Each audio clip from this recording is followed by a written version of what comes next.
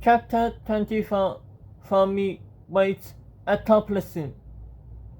After school, Georgie and Howard waited until the hallways were empty. Then they opened their secret door in the boys' restroom. George had an idea. He climbed up on the stairs, and Howard put the pants all the way up to the top of George's head. Then George tried walking around, looking out the sleepy hole with one eye. "Well," said George, "how do I look?" "I'm not sure," said Howard. "You kinda look like an afro with legs."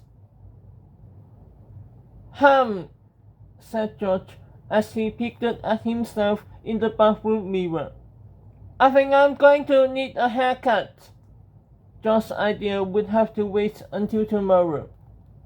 Fortunately, the two boys had a backup plan. George and Howard went to the convenience store up the street and bought 4 cans of shaving cream and a box of bendy straws. Then they hurried back to the school. "We're gonna have to work fast," said Howard. The two boys opened their box of bendy straws and pushed the straw over the spray nozzle of each can of shaving cream. Then George stuck a straw up Keeper's locker fence and began spraying.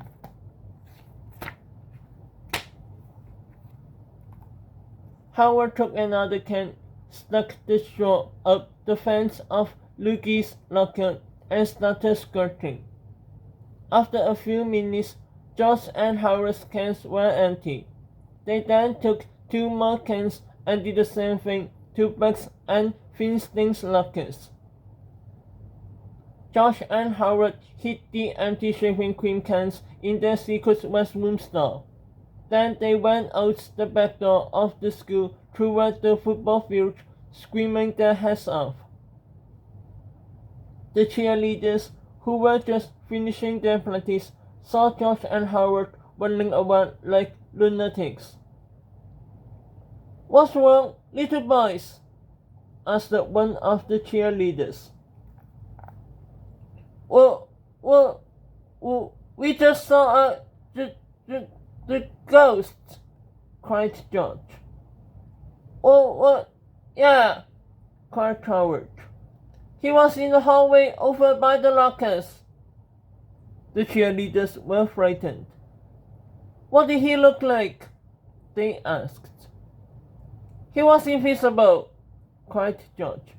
"But he left a trail of foamy white ectoplasm wherever he went." The cheerleaders screamed. They were terrified, but they were also very curious. The girls settled together in a tight, shivering group as they tiptoed into the school to see for themselves. Everything looked normal, but they still screamed a lot anyway. One of them pushed the button on the drinking fountain, and when water squirted out, they all screamed some more. "What's going on?" yelled Keeper, who had just gotten out of wrestling practice with his buddies. The cheerleaders screamed again. Foot, there's a ghost up here," said Wendy Swan. "Some little kids saw it. It was leaving for me white ectoplasm everywhere."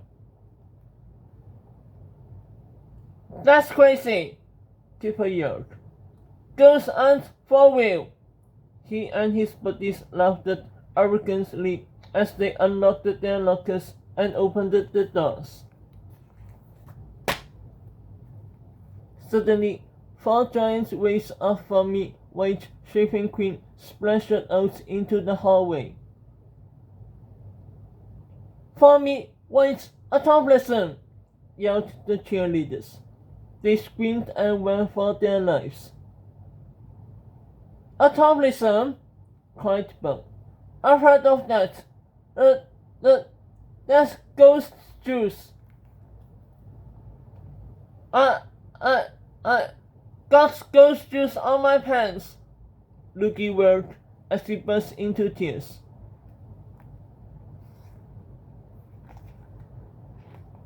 Get it off! Get it off! Get it off!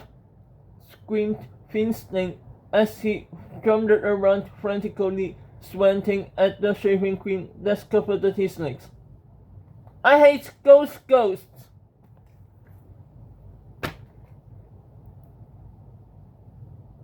There's no such thing as ghosts, Kipper yelled, but it was no use.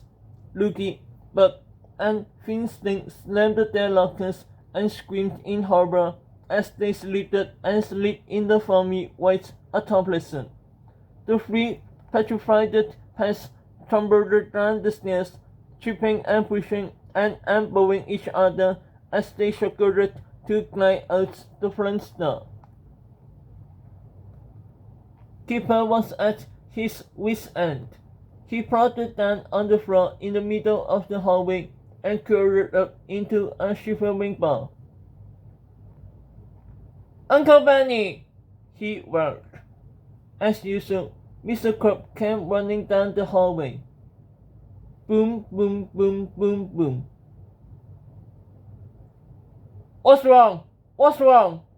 Yelled Mr. Crab. Kipper showed Mr. Crab the autoplasm and told him the whole terrifying story. That's a bunch of bunk, yelled Mr. Crab. This isn't autoplasm, it's shaving cream. I use this same brand myself.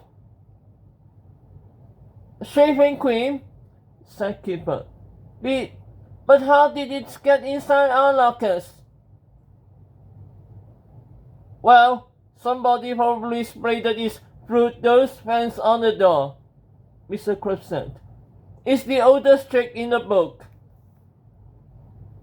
Kipper studied the fans on the locker door as his passive, fearful expression slowly turned into a venomous visage of violence. Now Kipper was really mad.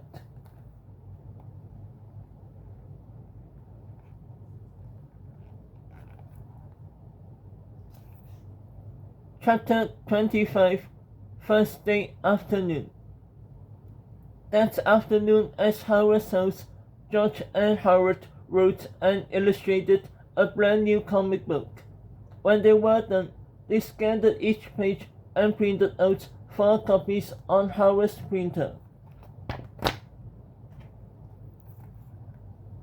The comic book had to look very old, so they took a large bowl outside and filled it with water. Howard added 2 handfuls of dirt and stirred 8 tablespoons of instant coffee crystals into the water.